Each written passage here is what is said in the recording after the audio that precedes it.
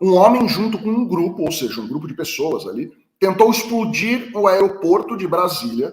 Este mesmo grupo queria explodir subestações de energia em Brasília para poder acabar com a luz no Distrito Federal e queria matar pessoas com explosivos no dia da posse do Lula. E disseram à polícia que fizeram isso motivadas pelo discurso do Jair Bolsonaro, ou seja, em nome dele. E me parece que todo mundo tomou conhecimento aí do que ocorreu a partir do sábado, né? Na verdade, a ocorrência começou no sábado pela manhã ainda. Eu vou projetar aqui e a gente vai conversando. Você em casa, já a gente começa aí a conversar com os nossos internautas. O pessoal está chegando ainda. Pois bem, tá aqui, né? De manhã, diz aí, forças de segurança desativam bomba deixada perto do aeroporto de Brasília. Na manhã do sábado, dia 24, da véspera de Natal, um motorista de um caminhão-tanque, né, esses caminhões que carregam combustível, ele estava carregado de querosene para abastecer aviões no aeroporto Juscelino Kubitschek, o aeroporto internacional de Brasília. O cara notou na via de acesso ao aeroporto que tinha algo colado ali, grudado no caminhão, e quando foi olhar, encostou para ver o que era, percebeu que tinha uma bomba. Uma dinamite com um temporizador, um relógio digital, prontinho para explodir e mandar tudo pelos ares. O cara, evidentemente desesperado, arrancou a bomba do caminhão. Não façam isso em casa, hein? Não arranquem a bomba do caminhão. Ele arrancou a bomba e jogou no leito carroçável, na rua, no meio da via. E aí foi necessário acionar as forças de segurança do Distrito Federal, a Polícia Federal, o Corpo de Bombeiros e a Polícia Militar do DF, com sua unidade, né, o seu esquadrão de terrorismo antibomba, foram para o local. Até aí parecia, né, Luana, aquelas ocorrências comuns de que o sujeito joga uma caixa em algum lugar ou ele fabrica uma bomba fake lá só para chamar atenção, etc. e tal. Só que não era isso. Horas depois, um homem identificado como Jorge Washington de Souza, um empresário do Pará de 54 anos, foi preso pela polícia. Ele é um bolsonarista radical, né? Um terrorista, porque quem tenta colocar uma dinamite na união de combustível que vai para o aeroporto para explodi-lo é um terrorista. Ele foi preso e a polícia acabou descobrindo que a intenção era mesmo de um ato terrorista com intenções políticas. Ele é um radical que se instalou dias antes em Brasília. Ele veio da cidade de Santarém de carro, carregando esse arsenal que você está vendo aí. Nessa foto foram apreendidas com ele 2 escopetas táticas calibre 12, um fuzil 7.62, 3 pistolas 9mm e 2 revólveres calibre 3.57. O cara tinha 8 armas com um poder de fogo bem grande. Encontraram ainda mais 6 bombas iguais daquela, né, que foi colada no caminhão. Ele tinha ali mais 6 artefatos desse com temporizador prontos para serem detonados. Enfim, aí a investigação começa, Luana. E o que a gente descobre na sequência? Que havia outros planos. Eles queriam explodir também uma estação de energia para provocar um blackout na capital federal.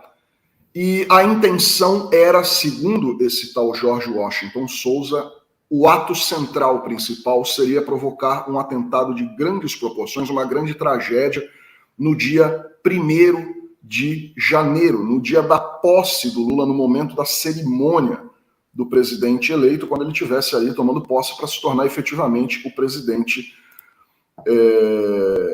do país. Mais tarde, né, a gente vai falar disso de uma forma detalhada hoje. Eu estou dando só aqui um preâmbulo para vocês, né, para eu tocar aqui o jogo com a Luana. Mais tarde ele disse na polícia, em depoimento, a Folha de São Paulo teve acesso ao depoimento, e ele disse que se sentiu profundamente influenciado pelo presidente Jair Bolsonaro quando ele falava essa coisa de que povo armado é povo que não será escravizado, né? Toda aquela groselha ultra-reacionária do presidente, ainda presidente, né, Jair Bolsonaro, e que ele teria comprado essas armas. Ele gastou R$170 mil comprando esse arsenal que ele tinha aí, e a gente vai ver depois que ele não carregou esse arsenal à toa. Tem informações mais recentes aqui do que ele pretendia fazer com esse monte de armas. E ele disse que estava sendo profundamente influenciado pelo Bolsonaro. E que a intenção dele, diz aí, era provocar esse monte de explosões, explosão no central de energia, explosão no aeroporto Juscelino Kubitschek, enfim, esse monte de desgraça. E ele queria fazer isso tudo porque, a partir disso, ele conseguiria que as Forças Armadas entrassem em ação aí, promovesse uma intervenção por meio de um estado de sítio. Essa é mais uma daquelas lendas urbanas, né, que os bolsonaristas dizem que, dependendo do que acontecesse, ia rolar aí um estado de sítio, o Bolsonaro ia continuar no poder. Enfim, toda aquela maluquice. Luana. Estamos num problema aqui, né, Henrique? Eu tenho 2 comentários iniciais. O primeiro é que eu considero esse motorista do caminhão um verdadeiro herói. Não só por ter chamado a polícia, inclusive essa tentativa, como você classificou, desesperada de tirar a bomba, veja, era um caminhão-tanque, cheio de querosene, de combustível de avião, né? Tem declarações que, se tivesse chegado a explodir, seria algo de imensas proporções, algo que a gente nunca viu, assim, aqui no Brasil, pelo menos, né?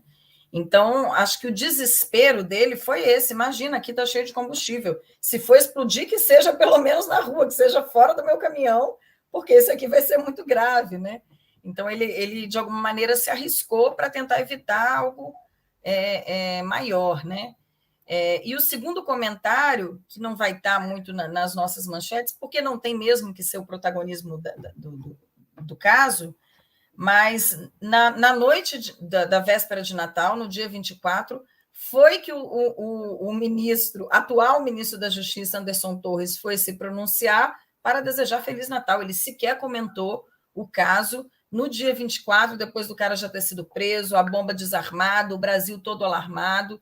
Ele só veio comentar o caso mesmo na tarde, no fim da tarde do dia 25, de ontem, né? Quando já tinha todo mundo que tinha que fazer alguma coisa feito, todo mundo já tinha operado, o Ministério já não tinha feito absolutamente nada, e então que ele foi postar uma mensagem lá dizendo que o Ministério da Justiça mandou a Polícia Federal investigar. Mandou investigar? Já está investigando, meu irmão, já até fez prisão. Então, sobre como o atual governo já está mesmo inativo, né, assim, sem sequer se pronunciar para o bem ou para o mal sobre as coisas mais quentes que acontecem no país, né, Henrique? Exatamente, Luana. A parte do Anderson Torres é a parte mais incompreensível. Nós estamos falando do ministro de Estado da Justiça e Segurança Pública. Ele é o responsável em nível federal por todo o aparato de segurança, de inteligência do Estado brasileiro. Nós temos um caso aí que, sem dúvida, é o caso de terrorismo mais marcante do Brasil desde a redemocratização, um processo que começou há praticamente 40 anos com o fim da ditadura militar. O cara colocou uma dinamite com um temporizador digital, uma coisa que não é de amador, né? Ele colocou isso dentro de colado num caminhão de querosene que ia abastecer aviões no Aeroporto Internacional Juscelino Kubitschek, em Brasília.